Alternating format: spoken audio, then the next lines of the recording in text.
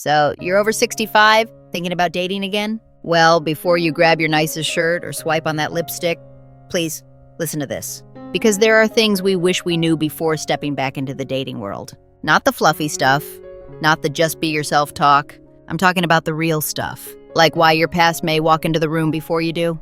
Or how silence at dinner can feel louder than a stadium. If you haven't dated in years or decades, this might be the one video that saves you from heartache, disappointment, or worse, why dating after 65 feels so different. Let me just say it straight. Dating after 65 is not like dating at 25. And honestly, that's not a bad thing.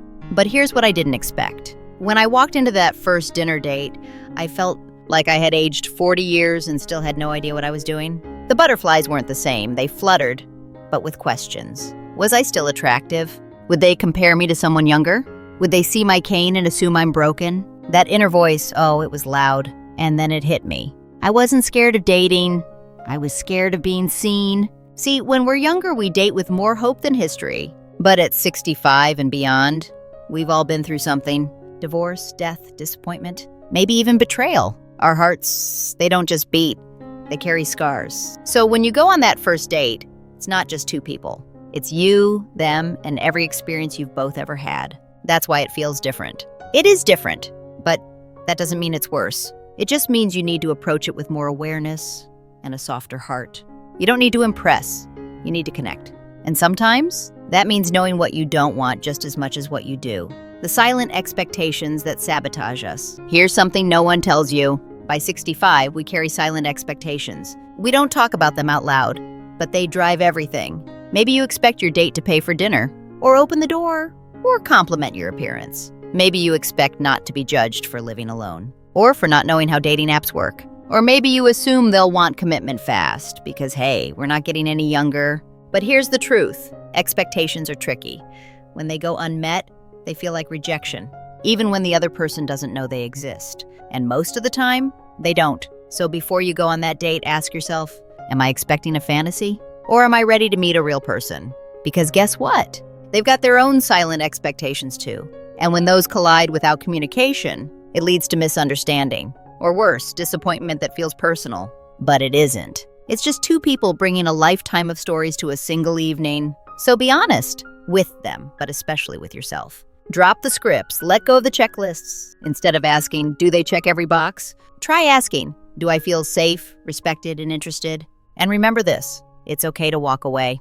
It's okay to say no. It's even okay to feel nervous. But it's not okay to expect someone else to guess what you need. Speak up, with grace, with courage, because you deserve real connection, not assumption. The power of small clues and red flags. All right, this part might save your heart. Because no matter how old we get, there are still smooth talkers, still manipulators, still folks who prey on loneliness. Yes, even after 65. So let me tell you the rule I follow now. Watch what they do, not just what they say. If they interrupt you often, if they only talk about themselves, if they rush intimacy or guilt you for taking things slow, pay attention. Those are not quirks, those are patterns. And if they seem too perfect, too eager, too charming, it's not a sign you've won the lottery. It might be a trap. At this stage in life, you've earned the right to ask questions, to take your time, to walk away at the first sign of disrespect. Even subtle things matter. Do they remember your grandkid's name? Do they cancel last minute often? Do they tease you about your age? Love isn't just romance. It's care, kindness, follow through.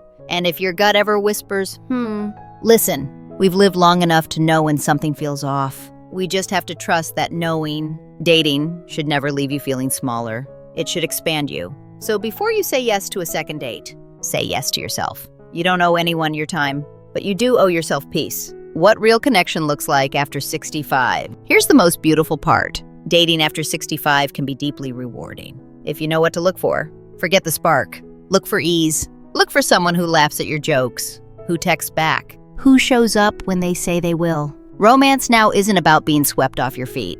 It's about being grounded with someone who sees you. It's someone who listens, who respects your boundaries, who understands your schedule and makes room for your rhythm. You don't need fireworks, you need steadiness. And real connection isn't instant. It's built over quiet lunches, over stories told at dusk, over kindness shown in small ways. The best relationships after 65, they're not built on chemistry.